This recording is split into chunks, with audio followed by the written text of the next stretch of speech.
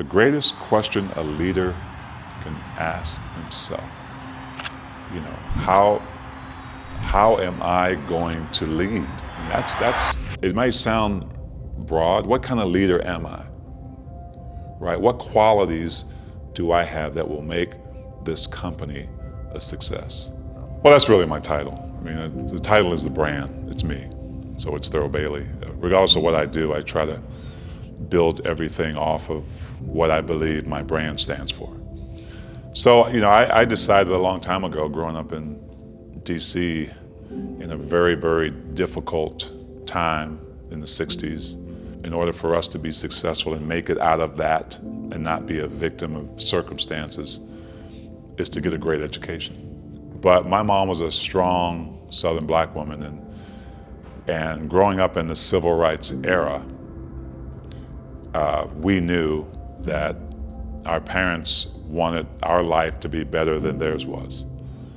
And so my mom said, I better not ever see you come home with a C or below on your report card. Now my mom was like, a C is average, and I'm not raising average kids in this house. Our education was number one. You know, everything else came secondary, sports, music, all that other stuff. The education was going to be the most important thing that we got. My dad was sitting on my mom's couch watching a basketball game on our black and white Zenith TV set. And he was watching the basketball game. I didn't know what was going on until I saw one guy who was playing, didn't know who he was, watching him go up and down that court and just glide effortlessly through the air over 3 or 4 opponents. So I asked my dad who he was. I said, Dad, who's that guy? He's pretty good. And he said, son, that's Dr. J. Something happened to me that day. I got really excited watching this guy play. I couldn't do what he was doing, but after that day, I was going to find a way. Well, I was trying to follow Dr. J's path, but there was an opportunity to try out for the junior high school team. Got cut my 7th grade year at 6'5", got cut my 8th grade year at 6'7", by the same coach. After I got cut the second time, the coach told me not to come back because he didn't have time to teach me how to play. My 9th grade year, when I was 6'9", he got a job at another school. A new coach came, and so I had to decide whether I was going to try out. So here was an opportunity. I went in, I tried out, and I ended up making the team that year. He sat me down and he said, son, if you want to be a great player, you've got a lot of work to do. So I made it that year, and I only played 2.3 seconds per game. I went in for the jump ball, and as soon as we got the possession, the coach would call a timeout and take me out of the game. Finding those people who could help me get to that next level, and this coach in my 9th grade year was that guy. NC State, they came to my house. My mom was so impressed with the coach at that time, Norm Sloan, and he made promises. She said, you're going to take care of my baby, right? You're going to make sure he gets his education, he goes to class. I said, yep. And so after my freshman year with him, he got a job at another school. And man, I was distraught.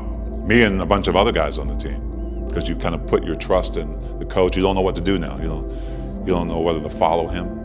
I knew what I was going to do. I was going home. Called my mom. I said, Mom, I'm coming home. My mom says, son, you may be going somewhere, but you definitely ain't coming here. You're going to get your education. You're going to wait till they hire someone and hear him out. You might like the guy. We waited. We sat in a little room as a team, waited for the new guy to come in. We didn't know him. So in walks a confident Italian man. First thing he said was, I know I'm going to win a national championship. And if you stay, I promise you there won't be a day that goes by that I won't remind you of that ultimate goal. And so when he was done, after that 25 minutes or so, he had our attention because he sold it. One of our first practices, man, he brings a ladder into the gym and he puts it under the hoop and he said, guys, come on over here. Today, for the whole 2 hours, this is all we're gonna do. I brought a bunch of nets. We're gonna go one at a time. Thurl, you go first, other guys will follow. You're gonna go up, I'm gonna give you these gold pair of scissors I keep on my desk. And each of you will cut a piece out of the net. We're gonna practice cutting down the net today for 2 hours, and you guys are gonna scream and holler like you just won a national championship. You're gonna pick me up, you're gonna carry me around this gym, and you're gonna act like you would act if we won it. But he was trying to get us to put ourselves in that place. What would it feel like? What would it look like when the crowd rushed the floor? And so that's how we started building our trust with Jim Valvano. And of course, the rest is history. But it took us a couple of years, but we committed to him. He committed to us. Right? We beat Houston, who was the #1 team in the country. Nobody ever thought we would do that. Right? I mean, nobody but the folks in that locker room thought we had a chance against Akeem Olajuwon and Clyde Drexler. 7 seconds left on the clock. I'm in the left corner. I pass it to Derek Whittenburg. He shoots it. It's falling short. Lorenzo Charles grabs it, dunks it. Game over. We're national champions. Crowd rushes the floor just like we imagined. And first of all, the ladder comes out and goes under the basket for the ceremonial cutting down the nets. And the NCAA guy had a box, and he brought the box over to Coach Valvano. He opened it up, and there's a pair of scissors that he's supposed to use to cut the nets down. And Coach V does like this and stops them in his tracks and reaches in his coat pocket and pulls out the gold scissors that we practice with. The same pair of scissors. He brought them to the game in his pocket and had them all the time. And it stunned all of us because we didn't know he had them. But in our minds, we were thinking, man, he really believed in us. Right? He believed in us. And I don't know if he knew we were going to win it, but I think he was pretty confident we were going to give it a pretty good shot.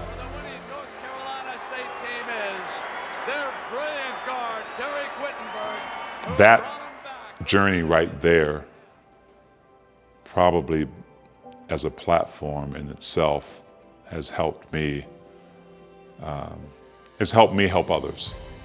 On one of my first games when I made the NBA, as a rookie, I'm sitting at the Salt Palace. Coach Frank Layton's coaching the team, and he calls me into the game, and that night we're playing the Philadelphia 76ers. So I go in the game, and before the game starts, I get a tap on my shoulder, and the guy reaches his hand out and congratulates me on a great college season and welcomes me into the NBA. And I turn and I saw the fro. It was Dr. J. The same Dr. J I sat next to my dad and watched. The same Dr. J that gave me the actual inspiration to want to be a basketball player. I'm standing next to him. I'm on the same court as the guy. Well, that's probably the greatest moment I've had in my NBA career. I played with two great players in Malone and Stockton. Played against Michael Jordan and great players, but that moment was probably the greatest moment for me because it just meant something as far as achievement, if you will. What inspired me to write Team of Destiny was the fact that stories are so powerful. So I wanted to get all these stories about ordinary people who did some extraordinary things together. It's not about sports at all. It's about stuff that we all go through and how we can help each other. But anyone who is looking, one, to find their journey and how all these stories were weaved together and this beautiful achievement came from it. I don't know if there is a genre or a market that wouldn't. You don't have to be a basketball fan. You don't even have to know our story, because I think what it will do is it will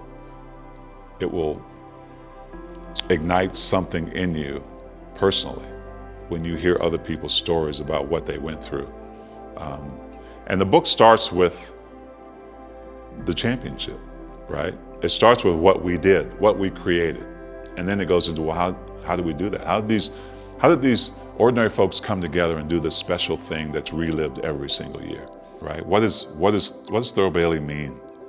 When people see that name, when they see that face, what's the first thing that comes to their mind? You can find out a lot about what your brand means, whether it's your name or whether it's something you're trying to build that has your name behind it.